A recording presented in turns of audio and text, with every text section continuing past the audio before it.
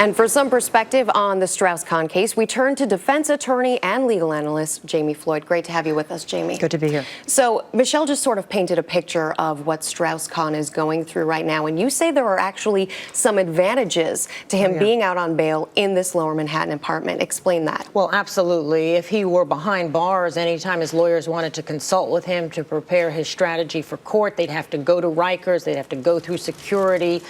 It would be very, very limited in terms of their access to him in preparation for trial, which will be lengthy, I assume, because he's probably not going to exercise his speedy trial right. And so now they have unlimited access to him, and he can, as Michelle reported, also leave with the judge's permission to go to their offices and prepare for trial. So in terms of just the preparation for defense, this is much, much preferable. Also, in terms of his psychology, his appearance to the potential jury pool, this is better. So all across the board, this is far preferable.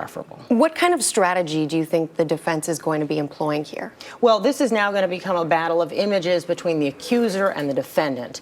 They're going to start to portray him as an upstanding man, as a businessman, as someone who, though he may have been, as the French would call him, a ladies' man, he is not a rapist, he is not an attacker, and that's part of why they wanted him out of prison, right? I would suggest they think about exercising the speedy trial right and really put the prosecution to its proof and make them get to court sooner rather than later.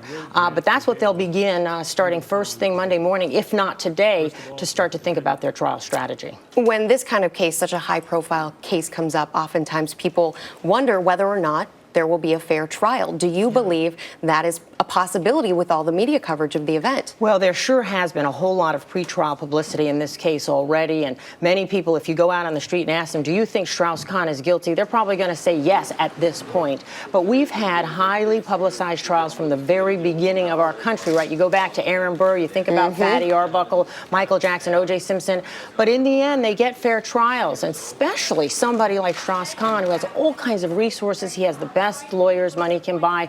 If anybody can match the state dollar for dollar, witness for witness, expert for expert, it's somebody like Strauss-Khan, and I think he can get a fair trial in our system. Speaking of those resources, he got a severance from the IMF, something like $300,000, a little less than $300,000. Are there restrictions on how he can spend that money? No, he's innocent until proven guilty, and he can use his money as he sees fit at this point in time. There's no restriction on how he can spend his money. There's just restriction on where he can go. He cannot leave that apartment without the judge's permission. He can do whatever he wants inside that apartment within the terms of that bail package, but he can continue to live his life as a businessman within the confines of that apartment. Jami Floyd, great insights as always. Pleasure Thanks to for be being here. with us.